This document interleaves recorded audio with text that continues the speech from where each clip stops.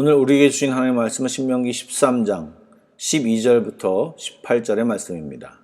구약성경 신명기 13장 12절부터 18절의 말씀입니다. 제가 가진 구약성경 283쪽입니다. 신명기 13장 12절부터 18절의 말씀을 오늘도 드라마 바이블로 낭독하겠습니다.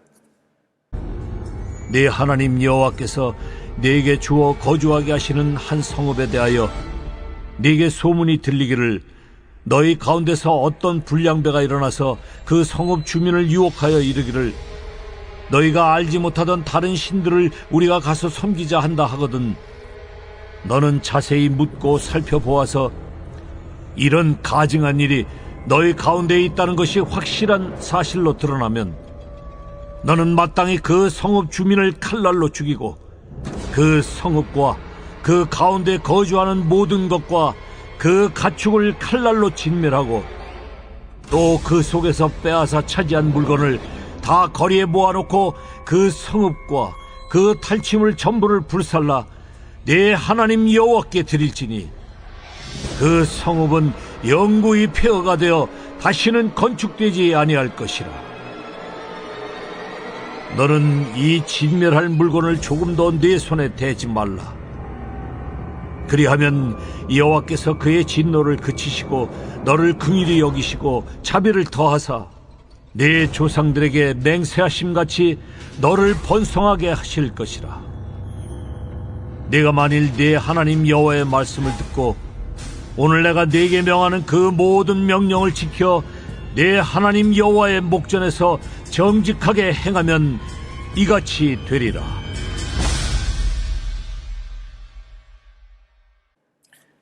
이 아침에도 주님 앞에 나와 계신 여러분들을 주님의 이름으로 축복합니다.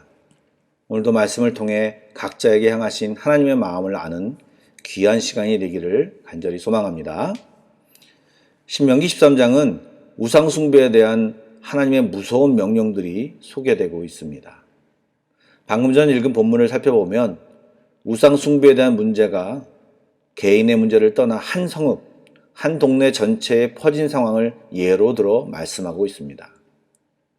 이러한 우상숭배의 가능성을 13장 전체 그리고 다양한 상황을 들어 지금 설명하는 이유는 이스라엘 백성이 반복해서 빠지기 쉬운 죄악임을 감접적으로 유추할 수 있습니다.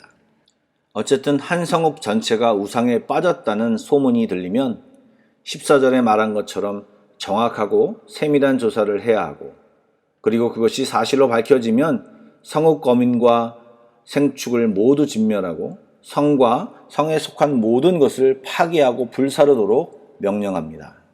이러한 명령은 가나안 족속을 진멸하는 명령과 거의 유사합니다. 그러나 보통 사람들이 이 부분의 말씀을 읽으면 일단 거부감을 가지고 이 말씀을 읽게 됩니다. 왜요?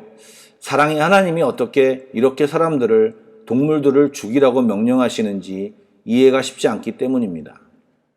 사실 이 말은 신약 성경의 한 부분과 일맥상통하는데 비슷한 이야기지만 그 말을 먼저 이해하면 오늘 본문을 좀 더 쉽게 이해할 수 있게 됩니다. 제가 찾아서 읽어드리도록 하겠습니다. 마태복음 5장 29절부터 30절의 말씀입니다.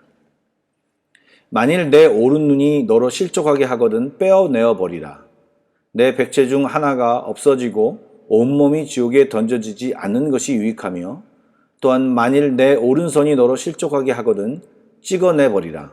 내 백체 중 하나가 없어지고 온몸이 지옥에 던져지지 않는 것이 유익하니라. 우리가 보통 다리가 심하게 다쳐가지고 썩게 되어서 치료가 불가능하게 되면 그것을 또한 놔두면 생명까지 위협받게 되면 어떡합니까? 다리를 자릅니다. 그렇게 하는 이유는 우리의 생명을 보존하기 때문입니다. 다리를 자르는 것 끔찍하죠. 불행하죠. 그러나 생명을 위해 다리를 자르는 것처럼 지금 이 성읍의 진멸은 끔찍하고 불행한 일이지만 한 운명 공동체 속에서 불가피한 결정임을 알려주는 것과 동시에 이 우상숭배라고 하는 것이 하나님 아닌 다른 것을 섬긴다는 것이 얼마나 우리에게 치명적이고 하나님이 절대로 용납하지 못하는 것임을 분명하게 우리에게 알려주고 있다는 것입니다. 신명기를 읽으면서 이미 말씀드렸지만 지금 이스라엘이 가나안을 쳐부수고 들어가는 것은 단순한 정복전쟁이 아닙니다. 이것은 역사를 주관하시는 하나님의 섭리가 다양한 의도가 이곳에 있습니다. 그 중에 특별히 두드러지는 것이 두 가지가 있는데요. 첫 번째는 가나안 족속들의 악이 만연한 상태이고 이제 하나님의 거룩한 심판이 임하는 상황이라고 하는 것입니다. 즉 하나님이 이스라엘을 도구 삼아서 가나안 족속을 그 가나안 족속의 죄를 심판하고 있는 것입니다. 두 번째는요. 가나안 족속들이 섬겼던 우상신들이 이스라엘 족속에게 전파되지 않기를 바라는 하나님의 마음이 여기 있습니다. 더불어 하나님이 우상 숭배를 이렇게 잔인하게 사람들을 진멸할 정도로 싫어하시고 그것이 하나님 앞에 얼마나 큰 죄악임을 이스라엘 백성에게 교육하고 있는 것입니다. 또한 이스라엘 백성에게만 말하고 있는 것일까요? 아닙니다. 이 글을 읽고 있는, 이 성경을 읽고 있는 우리에게도 말씀하고 있는 것입니다. 악은 어떤 모양이라도 버리라고 데살로니가 전서에 말하신 것처럼 작은 죄라도 묵과하면 언제든지 누룩처럼 번져가서 공동체 전체가 심판을 받을 수 있기 때문에 우리가 보기에 지나치다 싶을 정도로 주님은 말씀하고 계신 것입니다. 우리가 보기에 지나친 이 하나님의 명령은 결국 우리를 위한 것이고 진멸 자체를 목적으로 한 것이 아님을 알아야 하는 것입니다. 오히려 주님은 어떠한 상황과 환경 속에서도 하나님만을 섬기고 믿으며 말씀에 순종하면 하나님이 약속하신 복을 받을 것임을 강조하고 있습니다. 우리는 스스로 우리 자신을 자주 성찰하며 성령님이 하시는 말씀에 귀를 기울여야 합니다. 우리도 모르게 미혹되어 있거나 하나님 말씀 아닌 사상과 철학과 세상의 유행, 더 나아가 이단 사상의 마음을 빼앗기지 않도록 더욱 말씀을 굳게 잡고 하나님께로 나와야 하는 것입니다. 반복해서 말씀을 드리지만 진흙탕길을 걸으며 흰옷이 더럽혀지지 않게 노력하지 말고 흰옷을 입었다면 깨끗한 길, 주님의 대로를 주님과 걸어 다녀야 하는 것입니다.